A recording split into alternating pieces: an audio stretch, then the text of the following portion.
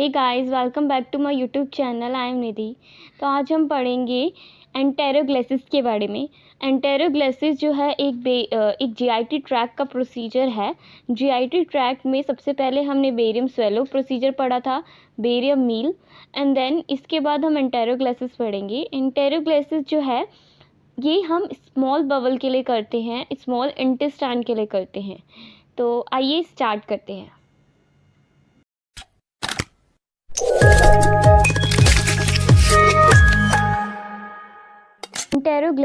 एंटेरोग्लेसिस को हम small बवल enema भी कहते हैं। ये जो है स्मॉल इंटेस्टाइन के लिए किया जाता है।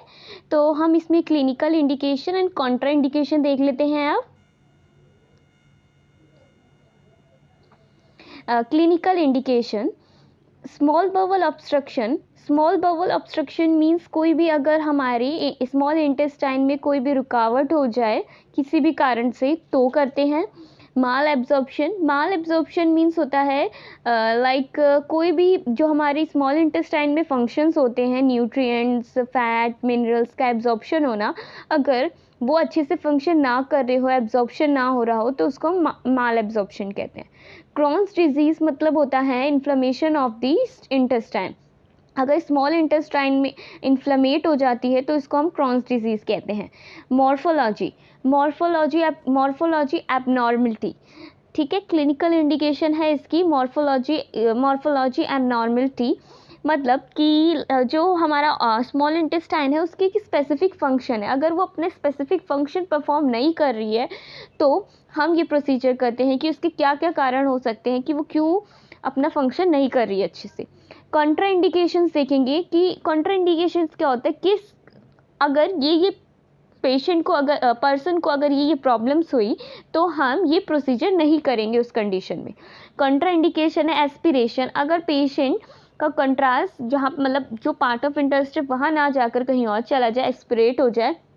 परफोरेशन मीन्स होता है लीकेज हो जाना। कंप्लीट बवल ऑब्स्ट्रक्शन, अगर उस पर्सन को कंप्लीट ऑब्स्ट्रक्शन है, पूरी तरह से अगर रुकावट है स्मॉल इंटेस्टाइन में तो। एलर्जी टू कंट्रास्ट मीडिया, अगर कंट्रास्ट मीडिया जो भी हम यूज़ कर रहे हैं लाइक ओमनीपैक, तो अगर उससे कोई भी एलर्जी है तो हम नहीं कर सकते प्रोसीजर। रीसेंट बायोप्सी, अगर उसकी बायोप्सी हुई है, कोई भी सर्जरी हुई है रिसेंटली तो नहीं कर सकते। बायोप्सी मतलब ये होता है कि हम जो है टिश्यू को हम एक टिश्यू लेते हैं, ठीक है, टिश्यू को हम लैबोरेटरी में भेजते हैं फॉर फर्दर इन्वेस्टिगेशन, कोई भी अगर उसे पता लगाने की कि वो किस टाइप का है, मांस में से कोई भी टिश्यू लिया है तो वो बिनाइन है या मैलिग्नेंट है, ये सब देखने के लिए, तो वो उसे बायोप्सी कहते हैं। पैरालिटिक इलियस होता है कि जो भी हमारा पैरालिटिक इलियस मतलब कि हमारा जो स्मॉल इंटेस्टाइन है उसका जो इलियम वाला पार्ट है, मीन्स स्मॉल इंटेस्टाइन के जो है 3 पार्ट्स होते हैं। जेजुनम, हमारा पहला पार्ट होता है ड्यूडेनम, जेजुनम एंड इलियम, ठीक है। जो इलियम पार्ट है तो अगर उसका जो वो जो है वहाँ पे पैरालिसिस हो गया। पैरालिसिस कब होता है? जब मसल्स में वीकनेस हो जाती है। तो अगर वो हो गया है, मतलब टिश्यू डेड हो गई है, तो हम ये प्रोसीजर नहीं कर सकते। अब इसके बाद देख लेते हैं हम पेशेंट की प्रिपरेशन क्या होगी। Colon active laxative administrate in afternoon और इवनिंग बिफोर दी स्टडी, 3 और 4 tablets of Dulcolax and charcoal given. हम पेशेंट को इस प्रोसीजर से पहले, जैसे मान लीजिए कल प्रोसीजर है तो हम आज आफ्टरनून में हम पेशेंट को बोलेंगे कि उसे 3 से 4 टैबलेट डल्कोलेक्स और चारकोल्स की लेनी है। इससे क्या होगा कि जो इसे ही हम लैक्सेटिव्स कहते हैं, क्योंकि जो हमारी कोलोन में कोई भी फीकल मैटर है, अगर कोई भी गैस है, वो गैस तो एब्जॉर्ब हो जाएगी और फीकल मैटर जो है पास आउट हो जाएगा, तो हमारा जो बवल है, स्मॉल बवल, वो पूरी तरीके से खाली हो जाएगा। तो जो भी पैथोलॉजी होगी हम उसको अच्छे से डायग्नोस कर पाएंगे। A low reflux diet for 48 hours prior to the examination, हमें पेशेंट को जब अपॉइंटमेंट देंगे तो हमें उसे पहले से ही बताना है कि उसे 2 दिन तक लो रिफ्लक्स डाइट लेनी है। लो रिफ्लक्स डाइट में होती है उसे दाल चपाती लेनी है जो कि ईजीली डाइजेस्ट हो जाए, ठीक है। 2 tablets of मेटाक्लोब्रोमाइड, 20 mg orally approx 20 minutes before the procedure. It begins to transmit the barium suspension from the stomach and the small intestine. हमें पेशेंट के प्रोसीजर से पहले 20 मिनट पहले प्रोसीजर से हमें पेशेंट को 2 टैबलेट्स देनी है मेटाक्लोब्रोमाइड की, जो कि 20 mg की होगी, उसे ओरली देनी है पेशेंट को, ठीक है। इससे क्या होगा कि जो भी ये कैसे हेल्प करेगा, ये ना जो भी हम बेरियम सस्पेंशन देंगे पेशेंट को, तो वो ना जो इजीली स्टमक से स्मॉल इंटेस्टाइन में ट्रांसमिट हो जाएगा। तो ये क्या करेगा, एक तरीके से ये कैसे काम करता है कि जो भी हमने बेरियम जो हमने दिया है तो वो स्मॉल इंटेस्टाइन जो स्टमक से स्मॉल इंटेस्टाइन में जल्दी ही पहुंच जाएगा। नो फूड और fluid before the 12 hours prior to the examination. Patient NPU रहेगा 12 आवर के लिए। फॉर इन्फेंट, बच्चों के लिए 4 आवर्स फास्टिंग होगी। To enhance the gastric empty turns the body to right side. Patient का पेट मतलब बच्चों का पेट खाली करने के लिए हमें क्या करना है, उसको राइट साइड टर्न करना है। बच्चे हैं, कोऑपरेटिव नहीं होंगे, सिंपल सी बात है, तो उसे हम उसमें क्या कर सकते हैं, पेशेंट को सेडेशन भी दे सकते हैं। सेडेशन में हम मेडॉक्स देंगे 0.25 से लेकर 0.5 ml तक दे सकते हैं, ठीक है। If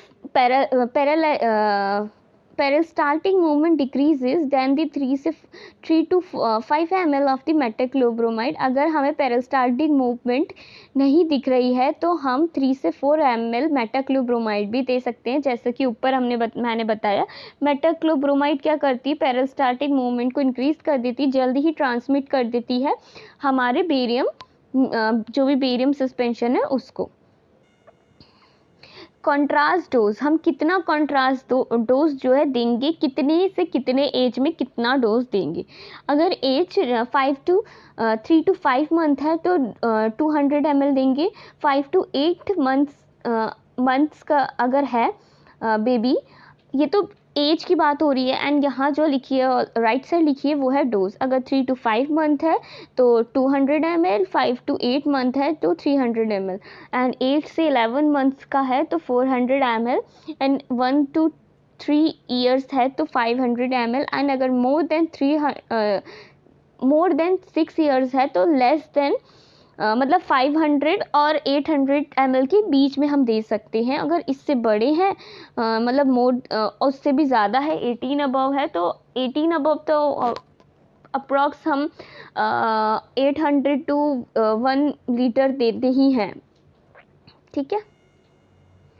अब इक्विपमेंट की बात कर ले, इसमें हम ट्यूब यूज़ करते हैं, जिस ट्यूब जो है हम गाइड वायर के साथ यूज़ करते हैं। जो ट्यूब है वो 2 ट्यूब होती है। हम अपने उसके हिसाब से डिसाइड कर सकते हैं कि कौन सी ट्यूब हम यूज़ करेंगे। वैसे जो है बिलबाओ डॉटर ट्यूब ही ज़्यादातर यूज़ की जाती है। बिलबाओ डॉटर ट्यूब होती है और एक होती है सिल्क ट्यूब। सबसे पहले हम बिलबाओ डॉटर ट्यूब पढ़ेंगे।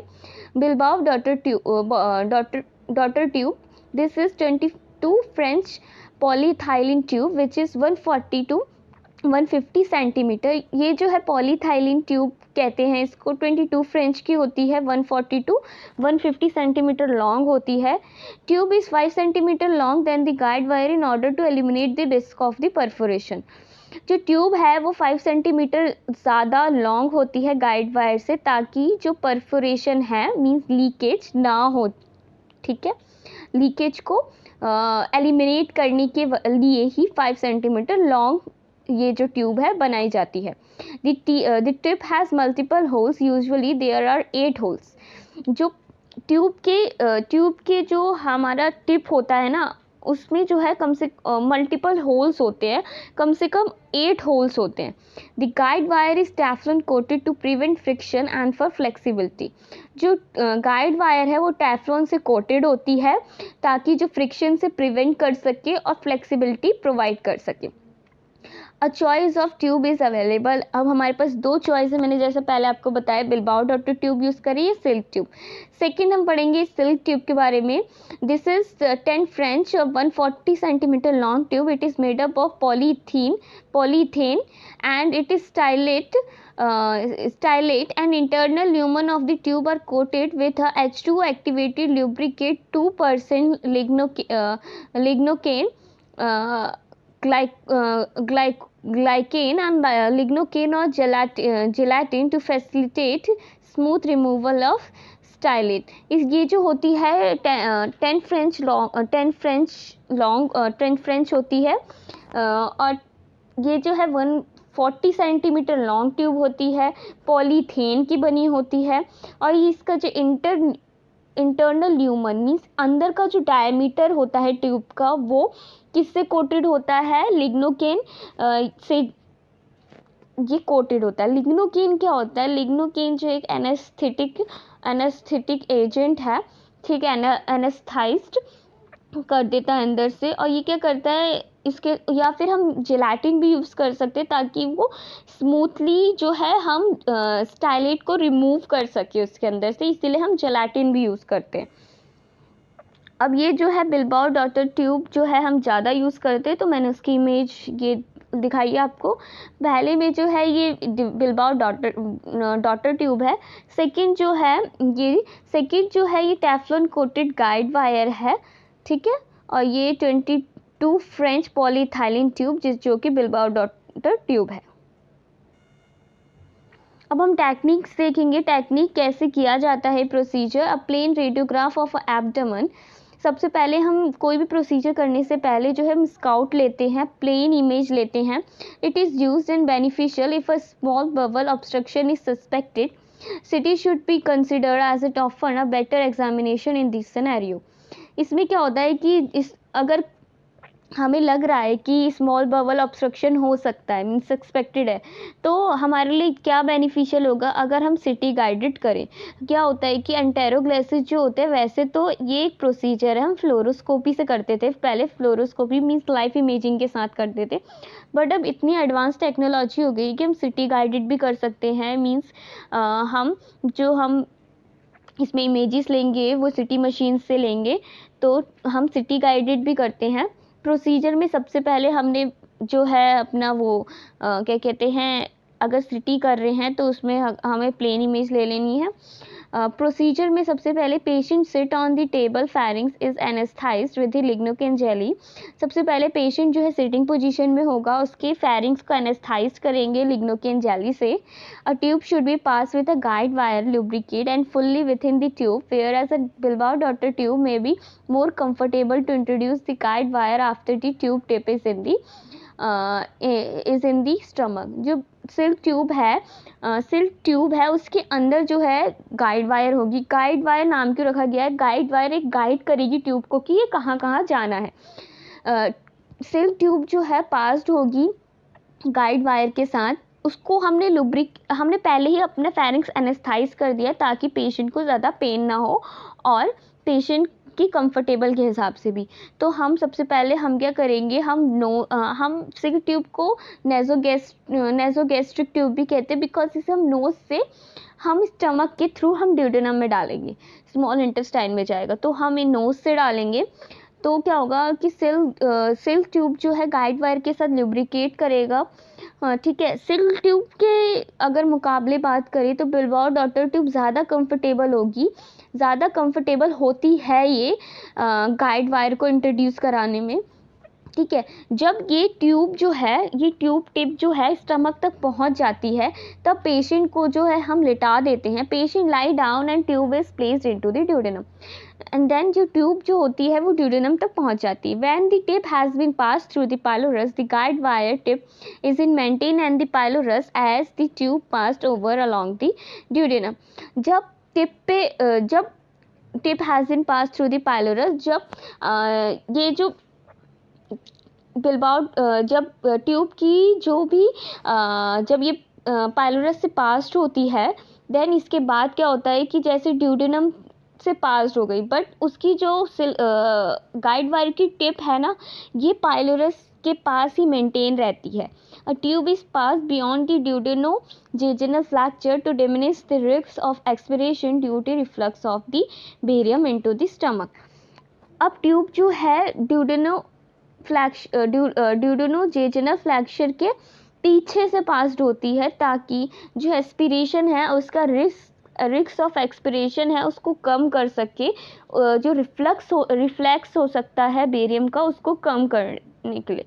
अब इसके बाद हम स्पॉट फिल्म लेंगे। वैसे तो हम फ्लोरोस्कोपी से करते हैं, तो जैसे जैसे हम प्रोसीजर करते हैं और हमें जैसे जैसे पैथोलॉजी दिखती है वैसे हम स्पॉट फिल्म लेते रहते हैं।